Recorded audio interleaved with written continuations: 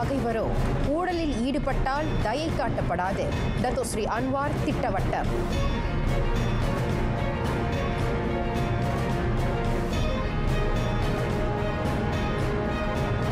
பொரிகத்தான் நேஷனலில் இருந்து தான் ஸ்ரீ முஹிடின் யாசின் விலகல். அடுத்தடுத்து முக்கிய தலைவர்களும் பதவி துறப்பு.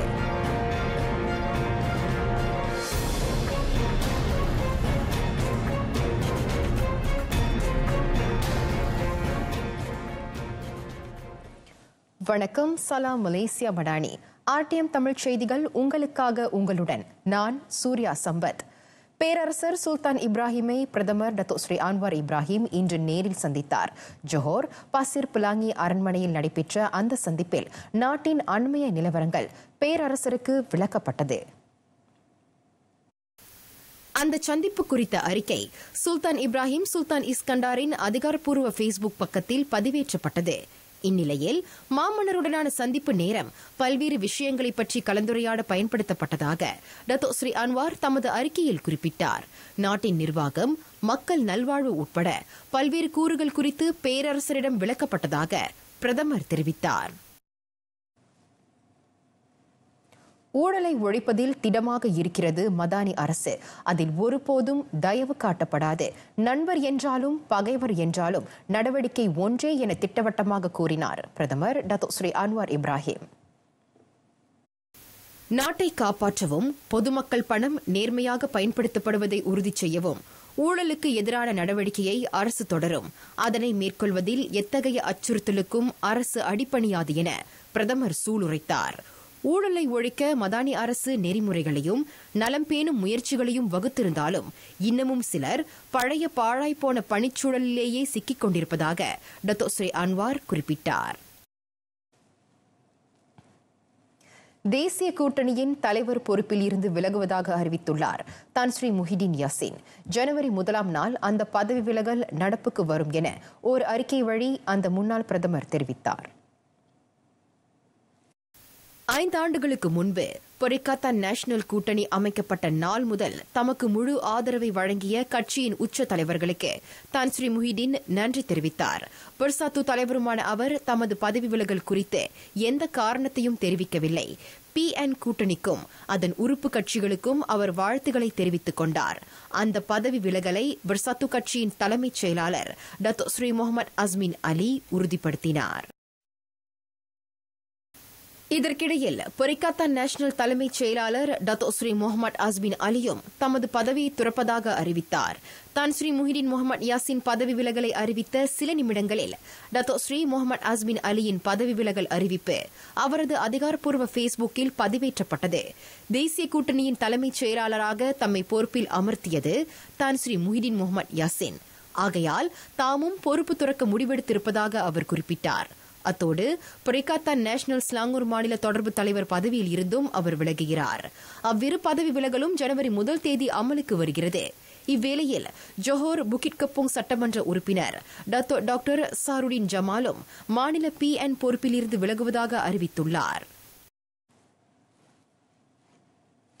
1MDB முறைகேடு வழக்கில் டத்தோஸ்ரீ நஜீப் துன் ரசாக்கிற்கு 15 ஆண்டுகள் சிறை, 1140 கோடி ரிங்கிட் தண்டையாக விதிக்கப்பட்ட விவகாரம் தீர்ப்பை எதிர்த்து முறையீட்டு நீதிமன்றத்தில் மனு தாக்கல் செய்துள்ளார் அந்த முன்னாள் பிரதமர். நேற்றிரவு அந்த மனு தாக்கல் செய்யப்பட்டதாக டத்தோஸ்ரீ நஜீப்பின் வழக்கறிஞர் முகமது ஃபர்ஹான் முகமது ஷாஃபி தெரிவித்தார்.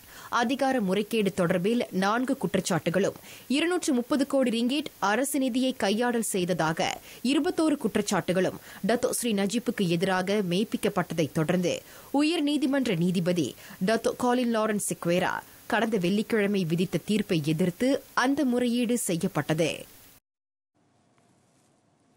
அடுத்த ஆண்டு பள்ளி தவணை தொடங்கி மாணவர்கள் கழுத்துப்பட்டை அணிவது கட்டாயமில்லை.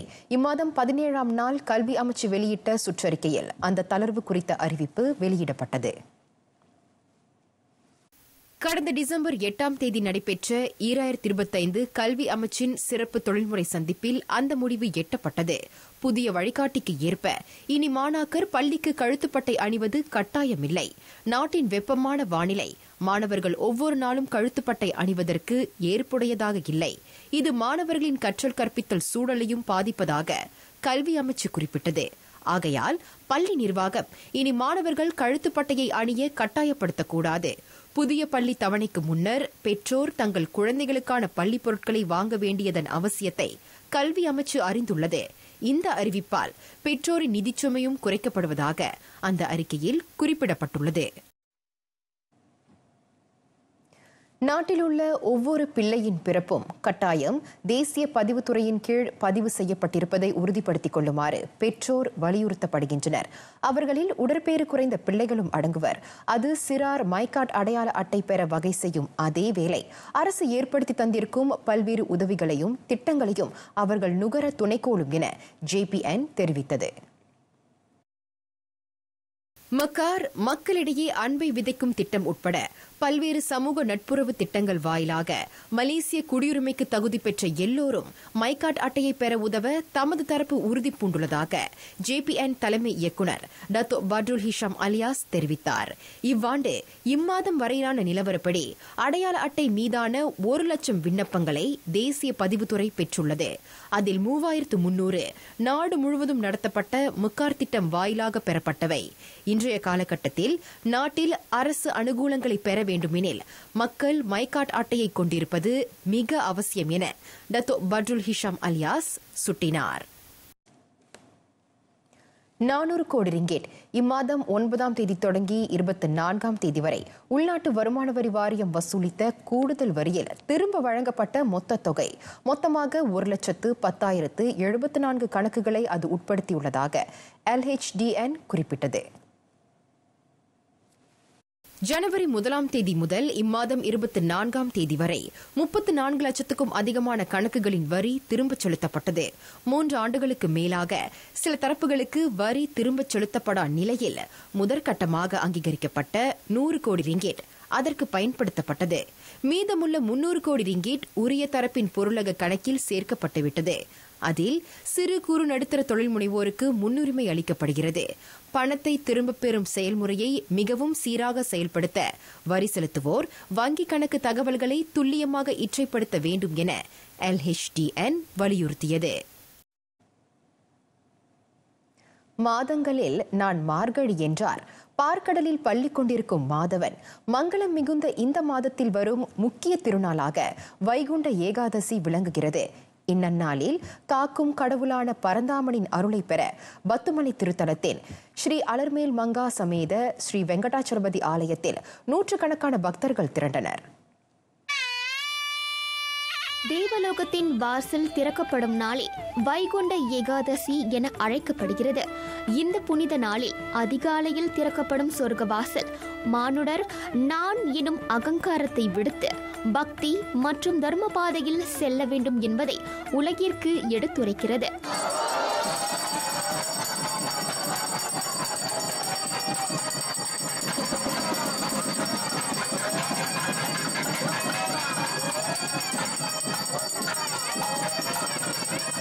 ஆண்டுதோறும் வரும் 24 ஏகாதசிகளை காட்டிலும் மார்கழி வளர்ப்பிறையில் வரும் வைகுண்ட ஏகாதசி மிகவும் சிறப்பு வாய்ந்ததாக கருதப்படுகிறது.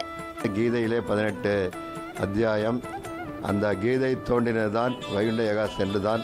பாரத போர் முடிவிட்டு இந்த பிதாமகரானவற்றவர் வைகுண்டத்தில் சென்ற நாள் வைகுண்ட ஏகாதசி.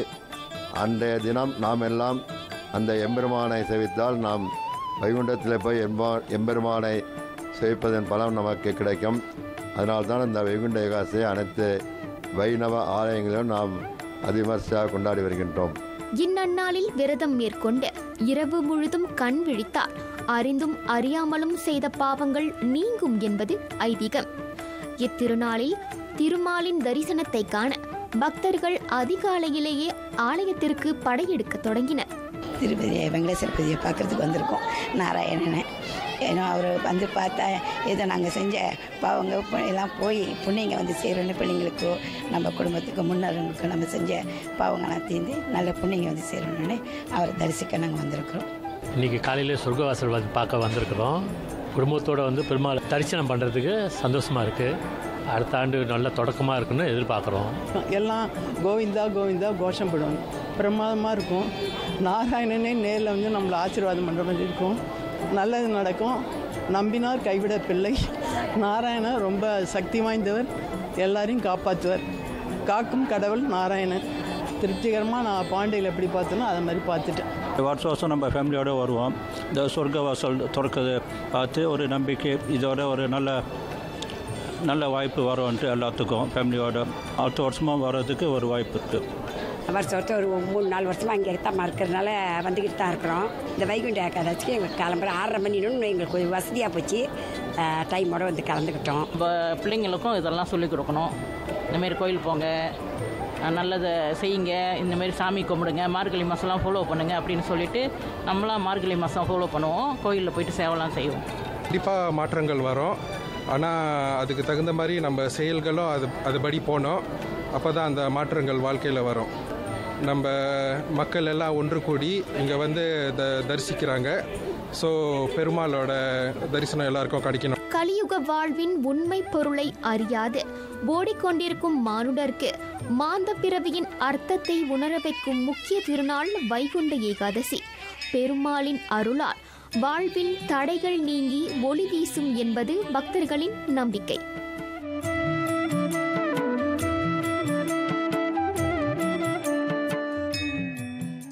கூடுதல் சலுகைகளை வழங்குவதன் மூலம் தோட்டத் தொழிலை கவர்ச்சிகரமான துறையாக மாற்றவியலும் அதன் வாயிலாக உள்நாட்டு பணியாளர்கள் அதிகமானோரை கவர முடியும் என நம்புகிறார் தேசிய தோட்ட தொழிலாளர் சங்கத்தின் பொதுச் செயலாளர் டத்தோ ஜி சங்கரன். தற்போது தோட்டத்துறை அந்நிய தொழிலாளர்களை இன்னும் அதிகமாக நம்பியிருக்கிறது. அந்நிலை மாற ஓய்வூதியம் போன்ற சலுகைகள் அதில் ஏற்படுத்தப்பட வேண்டும். அதன் மூலம் உள்ளூர்வாசி, குறிப்பாக இளைய சமுதாயத்தை ஈர்க்கவியலும். அது பற்றி கலந்துரையாட மனிதவள அமைச்சர் டத்தோ ஸ்ரீ ரமணன் ராமகிருஷ்ணனை விரைவில் சந்திக்க டத்தோ சங்கரன் உத்தேசித்துள்ளார். தோட்ட தொழிலாளர்கள் அவங்களுடைய பென்ஷன் சிஸ்டத்தை வந்துட்டு அறிமுகப்படுத்தணும். இது இன்றைக்கு நேற்றும் இல்லை, பல மகாநாட்டில் நம்ம தீர்மானத்தை போட்டிருக்கோம். இது பென்ஷன் சிஸ்டம் வந்துட்டு இபிஎஃப் மூலமாகவும் அல்லது சொக்சோ மூலமாகவும் அந்த 2 அமைப்பும் சேர்ந்து தோட்ட தொழிலாளர்கள் வந்துட்டு அவங்களுடைய அந்திம காலத்தில் வேலை ஓய்வு பெற்ற பிறகு அவங்களுக்கு ஒரு பென்ஷன் சிஸ்டத்தை உருவாக்கி கொடுத்தா அவங்களோட வாழ்க்கை தரம் நல்லா இருக்கும். 3 ஆண்டுகளுக்கு ஒருமுறை நடத்தப்படும் தேசிய தோட்ட தொழிலாளர் சங்கத்தின் 24ஆம் பேராளர் மாநாட்டை தொடக்கி வைத்த பின்னர் அவர் ஊடகத்தாரை சந்தித்தார். இந்த மாநாட்டில் நாடு தழுவிய நிலையில் 300 பேர் பங்கேற்றனர். இந்த மாநாட்டுக்கு வந்தது மூலியமாக நான் என்ன கற்றுக்கிட்டேன் அப்படின்றது பார்த்துக்கிட்டிங்கன்னா, இன்சூரன்ஸ் நம்ம NUWPயில் கிரேட் இன்சூரன்ஸை பற்றி சில விஷயங்கள் நான் கற்றுக்கிட்டேன். அப்புறம் நம்ம மாப்பாவோட சட்ட திட்டங்களை பற்றி தெளிவாக புரிஞ்சுக்கிட்டேன். மீட்டிங் வந்தது எங்களுக்கு ஒரு பெரிய ஒரு புத்துணர்ச்சியாக இருக்குது. ஏன்னா அந்த சம்பள திட்டங்கள் நல்லா அறிமுகப்படுத்தினார் நம்மளோட தலைவர். தோட்டத்துறையில் வேலை பார்ப்போரின் எண்ணிக்கை 5,20,000 தொடுகிறது. அதில் 3,90,000 பேர் செம்பனை பழத்துறையில் பணியாற்றுகின்றனர். அரசியல் மாற்றம் ஒன்றே மாறாதது எனும் தத்துவத்தின் களம். அதனை வலுப்படுத்தி ஆட்சிக்கட்டில் ஆடாது அசையாது முக்கியமாக கவிழாமல் இருப்பதை உறுதி செய்வதில்தான் ஒரு நிர்வாகத்தின் ஆளுமை இருக்கிறது. அதற்கு சான்றாய் திகழ்கிறது மதானி அரசாங்கம். 365 நாட்களில் மலையகம் கடந்து வந்த முக்கிய அரசியல் நிகழ்வுகளை உங்களுக்கு மீண்டும் நினைவுபடுத்துகிறது 2025 ஒரு பார்வை.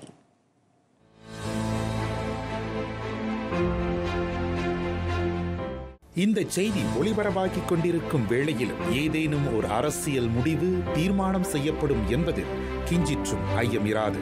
அவ்வகையில் 2025 மாநில தேர்தல், இடைத்தேர்தல், கட்சி தேர்தல், அமைச்சரவை சீரமைப்பு வரை பரபரப்புகளுக்கு பஞ்சமில்லாமல் இருந்தது நம் நாட்டு அரசியலில். ஆண்டு தொடக்கமே ஓர் இடைத்தேர்தலை கொண்டு வந்தது. அயர்குனிங் சட்டமன்ற உறுப்பினர் இஷாம் ஷாருடின் மாரடைப்பால் காலமாக இடைத்தேர்தல் அங்கு நடத்தப்பட்டது. தேசிய முன்னணி தொகுதியை தக்க வைத்துக் கொள்ள நடத்தப்பட்ட அந்த இடைத்தேர்தலில் மும்முனை போட்டி நிலவியது. ஆயினும் மிக எளிதாக போட்டிகளை தகர்த்து மிக பெரிய பெரும்பான்மையில் பாரிசான் நேஷனலின் டாக்டர் முகமது யூஸ்ரி பாக்கிர் வெற்றி கனியை பறித்தார். கடந்த காலங்களை காட்டிலும் பரபரப்பின் உச்சத்தை தொட்டது PKR கட்சி தேர்தல். நாடு முழுவதும் கடும் போட்டி நிலவியது. குறிப்பாக உச்ச பதவிகளை தக்க வைப்பதிலும் எட்டுவதிலும் அனல் பறந்தது. தேர்தல் முடிவில் பல முக்கிய தலைகள் உருண்டது. PKRக்கு மட்டுமன்று நாட்டு மக்களுக்கும் அதிர்ச்சியை ஏற்படுத்தியது. ரஃபீசி ரம்லி துணைத் தலைவர் பதவியை மறுமலர்ச்சி இளவரசி நூருல் ஈசா அன்வாரிடம் பறிகொடுத்தார். சத்யா வங்சா கிளை தலைவர் பதவியை தற்காப்பதில் தோல்வியுற்ற நிக் நஸ்மி நிக் அஹ்மத் உதவி தலைவர் பதவியில் இருந்தும் வெளியேற்றப்பட்டார். PKR தேர்தல் முடிந்து பாண்டான் மற்றும் சத்யா வங்சா நாடாளுமன்ற உறுப்பினர்களான அவர்கள் அமைச்சர் பதவியையும் துறந்தனர். தொடர்பு அமைச்சர் டாக்டர் ஃபாமி ஃபாசில் லம்பா பந்தாய் கிளை தலைவர் பதவியை தக்க வைத்துக் கொண்ட வேளை கடைநிலை தொண்டர்களின் நம்பிக்கையை பலமாக்கி நிபோம் தபால் கிளை தலைவர் பதவியை கல்வி அமைச்சர் பட்லினா சீடை வலுப்படுத்திக் கொண்டார். செனட்டர் சரஸ்வதி கந்தசாமி, பத்து நாடாளுமன்ற உறுப்பினர் P. பிரபாகரன் ஆகியோரும் PKR கட்சி தேர்தலில் தோல்வியை தழுவினர். பாஸ் கட்சியின் அசைக்க முடியாத தலைவராக தான் ஸ்ரீ அப்துல் ஹடி அவாங் நீடிக்கிறார்.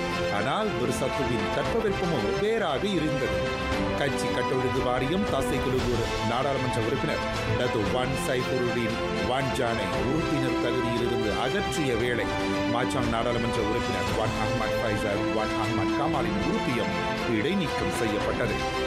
மதில் மேல் பூனையாக நீடிக்கிறது மாயிகாவின் மேல். தேசிய முன்னணியின் மூத்த உறுப்பு கட்சிகளில் ஒன்றான அது கூட்டணியை கை கழுவும் யோசனையில் இருக்கிறது. பெரிகத்தா நேஷனல் கூட்டணி அதன் தேர்வாக இருக்கிறது. செப்டம்பரில் நடைபெற்ற மாயிகா பொதுப்பேரவையில் பேராளர்களின் கருத்து அறியப்பட்டது. பெரும்பான்மையோர் மாற்றத்துக்கு ஆயத்தமாக குரல் கொடுத்தனர். மத்திய செயலவையில் முடிவெடுக்கப்படும் என கட்சி தேசிய தலைவர் தான் ஸ்ரீ S.A. விக்னேஸ்வரன் அறிவித்தார். வடிவேலு வசனமாக அண்ணன் டீ இன்னும் வரல என்று நிலைமை தொடர்கிறது. இந்நிலையில் அடுத்த மாதம் நடைபெறவிருக்கும் தேசிய முன்னணி உச்சமன்ற கூட்டத்தில் மாயிகா நிலை குறித்து முடிவெடுக்கப்படும் என அதன் தேசிய தலைவர் டாக்டர் அஹ்மத் ஜயீத் ஹமீடி கூறியுள்ளார். புதிய கூட்டணியை உருவாக்க வேண்டியது காலத்தின் கட்டாயம் என்றும் அவர் கோடி காட்டியுள்ளார். இரு தரப்புகளுக்கும் இடையிலான நேரடி மறைமுகமான வார்த்தை தர்க்கங்களும் நீடிக்கின்றன. நவம்பரில் நடைபெற்றிருக்க வேண்டிய அம்னோ பொதுப்பேரவை 2026 ஜனவரிக்கு ஒத்திவைக்கப்பட்டது. சபாவின் 17ஆம் சட்டமன்ற தேர்தலை முன்னிட்டு அந்த முடிவு எடுக்கப்பட்டது. தென்றல் தமிழ் மாநிலத்தில் இம்முறை புயல் வீசியது. 17ஆம் மாநில தேர்தல் சபாவில் மிக கடுமையாக இருந்தது. தீபகற்பத்தில் இருந்து பெருந்தலைகள் தேர்தல் வியூகங்களை அமைக்க களமிறக்கப்பட்டனர்.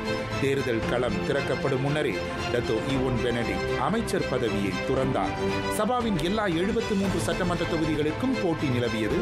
சபா மக்கள் கூட்டணி GRS 29 தொகுதிகளை கைப்பற்றியது. பக்கத்தன் ஹரப்பன், சுயேச்சை ஆகியோரின் ஒத்துழைப்புடன் GRS சபாவை தக்க வைத்துக் கொண்டது.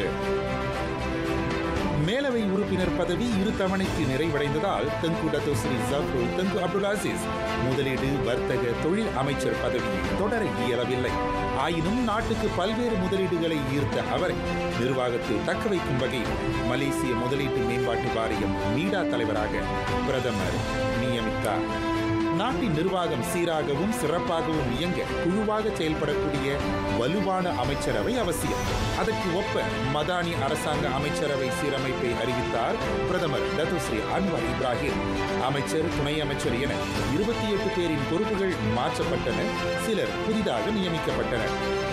அவ்வகையில் துணை அமைச்சராக இருந்த டாக்டர் ஸ்ரீ ரமணன் ராமகிருஷ்ணன் மனிதவள அமைச்சராக உயர்த்தப்பட்டார். சகமாட் நாடாளுமன்ற உறுப்பினர் R. யுவனேஸ்வரன் தேசிய ஒருமைப்பாட்டு துணை அமைச்சராக நியமிக்கப்பட்டார். மனிதவள அமைச்சராக இருந்த ஸ்டீவன் சிங் தொழில் முனைவோர் மேம்பாடு கூட்டுறவு அமைச்சராக பொறுப்பேற்றார். தேசிய ஒருமைப்பாட்டு துணை அமைச்சராக இருந்த செனட்டர் சரஸ்வதி கந்தசாமி பொறுப்பிலிருந்து விடுவிக்கப்பட்டார். ஆண்டு இறுதி ஓய்வுக்கான தருணம் என கருதப்படும் நிலையில் அரசியலுக்கு அது இல்லை என பொய்க்கச் செய்தது பெர்லிஸில் ஏற்பட்ட கொந்தளிப்பு. சூப்பிங் சட்டமன்ற உறுப்பினர் சாத் சமான், பின்தோங் சட்டமன்ற உறுப்பினர் ஃபக்ருல் அன்வார் இஸ்மாயில், குவார் சஞ்சி சட்டமன்ற உறுப்பினர் முகமது ரிஸ்வான் ஹாஷிம் ஆகியோரின் பாஸ் கட்சி உறுப்பியம் மீட்டுக் கொள்ளப்பட்டதை தொடர்ந்து அந்த 3 தொகுதிகளும் வெறுமையாயின. அதில் மந்திரி பசாரும் பதவி விலகிய நிலையில் பெர்லிஸின் 12ஆம் மந்திரி பசார் ஆனார். பொலா பெர்லி சோசலிஸ்ட் சட்டமன்ற உறுப்பினர் அபு பக்கர் ஹம்சா. எதிர்க்கட்சி கூட்டணியில் குழப்பமும் நெருக்கடியும் நீடிக்கிறது என்பதை பறைசாற்றுகிறது பரிக்கத்தான் நேஷனல் தலைவர் பொறுப்பை தான் ஸ்ரீ முஹிடின் யாசின் துறந்தது. இன்று காலை அவரின் அந்த அறிவிப்பு வெளியான நிலையில் மாநில அளவிலான பெர்சத்து தலைவர்களும் பதவி விலகியதாக தகவல்கள் வந்த வண்ணம் உள்ளன. நாட்டின் அரசியல் களம் பரபரப்புடனேயே 2025 நிறைவுபடுத்தும் நிலையில் 2026 ஆண்டில் அது இன்னமும் பல சவால்களை எதிர்கொள்ளும் என்பதில் மறுப்பு இருக்காது. 16ஆம் பொது தேர்தலும் சில மாநிலங்களின் சட்டமன்ற தேர்தலும் அரங்கேறப் போவது 2026 தான். மதானி அரசாங்கம் மேற்கொண்டிருக்கும் மறுமலர்ச்சி திட்டங்கள் வழங்கும் பயன்களால் மக்கள் பெற்ற அனுகூலத்துக்கான மதிப்பீட்டு அறிக்கையாக 2026 பொது தேர்தல் அமையும் என்பது திண்ணம்.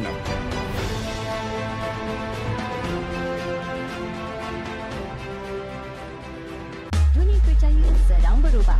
Persoalannya, adakah anda sudah bersedia? Jangan risau. MyMahir oleh Telengkop kan ada terukai kerjaya berpotensi terkini. Temui laluan yang sesuai dengan kemahiran anda. Kenal pasti apa yang diperlukan untuk melangkah lebih jauh. Bina kerjaya yang kekal relevan hari ini dan masa depan. Semuanya ada di MyMahir oleh Telengkop. Layari www.mymahir.my untuk maklumat lanjut.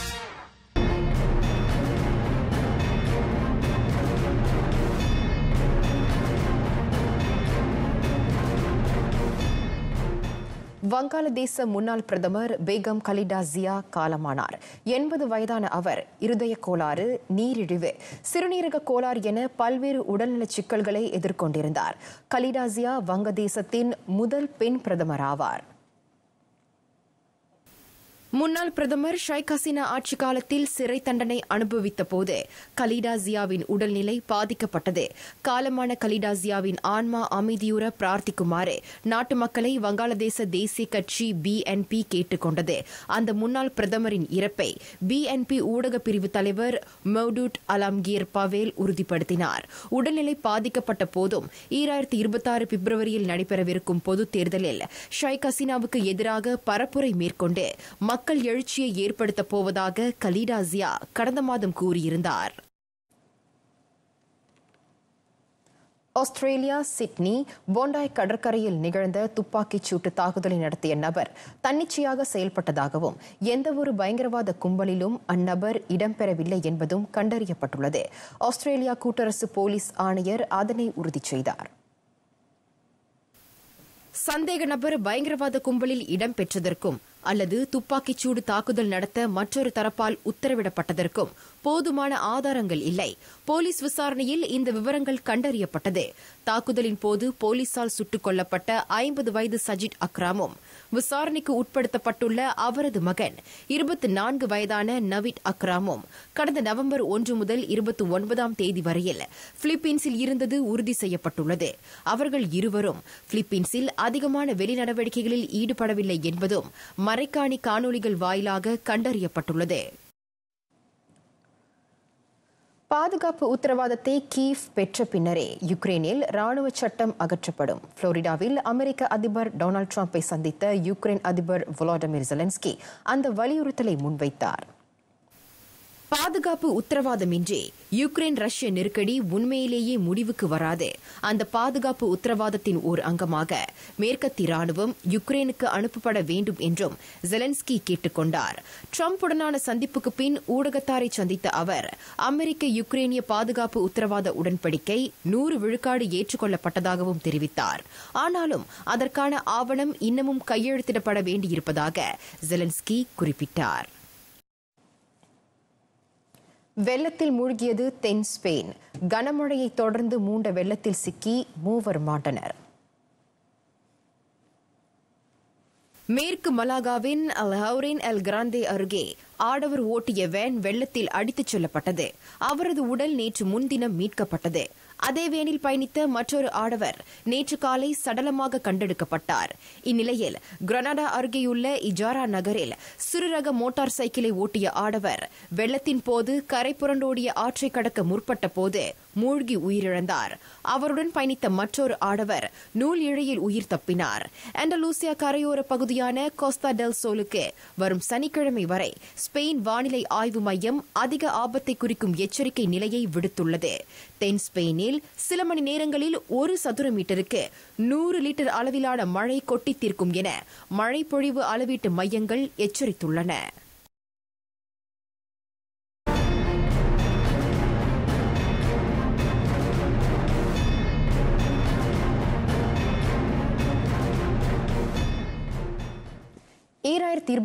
மலேசிய பொது பூப்பந்து போட்டியை எதிர்கொள்ள இன்னும் ஆயத்தமாகவில்லை என்பதை ஒப்புக்கொண்டுள்ளார் மன் வெய் song. நேர கட்டுப்பாடுகள் அப்போட்டியை நோக்கிய தனது பயணத்திற்கு முட்டுக்கட்டையாக இருப்பதாக அந்த தேசிய ஆடவர் இணை வீரர் சொன்னார். இருப்பினும் தொடர்ந்து துடிப்புடன் இயங்க அவர் தொடர் பயிற்சிகளில் ஈடுபடுகிறார். சீனாவில் நடைபெற்ற உலகப் போட்டியில் பங்கு கொண்டு தாயகம் திரும்பியிருக்கும் வெய்சாங் உடல்நிலையில் இன்னும் சோர்வாக காணப்படுகிறார். மீண்டும் துடிப்புடன் இயங்க போதிய கால அவகாசம் தேவைப்படுவதை அவர் மறுக்கவில்லை. கோலாலம்பூர் புக்கிட் ஜாலிலில் 2026 மலேசிய பொது பூப்பந்து போட்டி ஜனவரி 6 தொடங்கி 11 வரையில் நடைபெறுகிறது. அப்போட்டியில் இறுதிச் சுற்று வரையில் முன்னேறும் இலக்கில் அவர் உள்ளார்.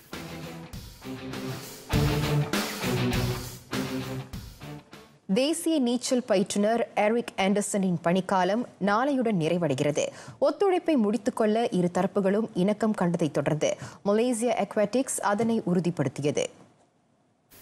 2025 சி விளையாட்டுப் போட்டி நிறைவடைந்ததைத் தொடர்ந்து அந்த முடிவு எட்டப்பட்டது. அந்த தேசிய அமைப்பின் இலக்குக்கு ஏற்ப இது அமையும். அதேவேளை அயல் நாட்டில் பணியை தொடரும் ஆண்டர்சனின் இலக்குக்கு ஏற்பவும் இந்த முடிவு நாடப்பட்டது. கனடாவைச் சேர்ந்த அந்த பயிற்றுநர் தேசிய அணிக்கு வழங்கிய பங்களிப்புக்கும் கடப்பாட்டுக்கும் மலேசியா அக்வாட்டிக்ஸ் நன்றி நவின்றது. கடந்த ஓராண்டாக தேசிய நீச்சல் அணிக்கு ஆண்டர்சன் வழிகாட்டினார்.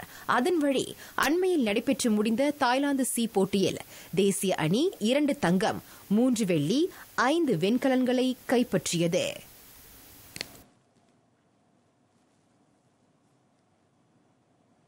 ஒரு மாத இடைவெளிக்கு பிறகு களத்திற்கு திரும்புகிறார் ரொனால்ட் அராவ்ஜோ. அந்த பார்சிலோனா தற்காப்பு வீரர் மனநல சிக்கலில் இருந்து விடுபட அணி நிர்வாகத்திடம் 1 மாத கால அவகாசம் கோரியிருந்தார். உருகுவேவைச் சேர்ந்த 26 வயதான அவர் நடப்பு பருவத்தில் 15 முறை மட்டுமே பார்சாவுக்காக களம் கண்டிருந்தார். கடந்த மாதம் நடைபெற்ற செல்சிக்கு எதிரான வெற்றியாளர் லீக் ஆட்டத்தில் மட்டுமே அராவ்ஜோ பங்கேற்றார். 1 மாத ஓய்வை அவர் பெத்லஹேம் மற்றும் ஜெருசலத்தில் கழித்தார். பின்னர் தாயகத்திற்கு திரும்பி தனியாக பயிற்சியில் ஈடுபட்டார். அவர் மனநல சிக்கலில் இருந்து மீண்டு வந்திருக்கும் அராவ்ஜோ கோதாவில் குதிக்க ஆயத்தமாக உள்ளார்.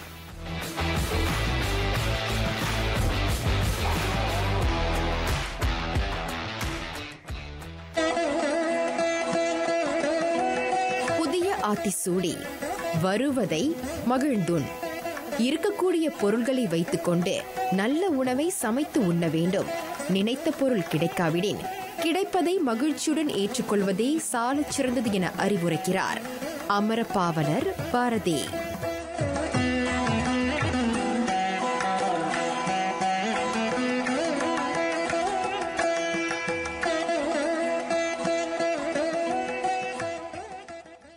நிறைவடைகின்றன RTM தமிழ் செய்திகள். எங்களோடு இணைந்ததற்கு நன்றி.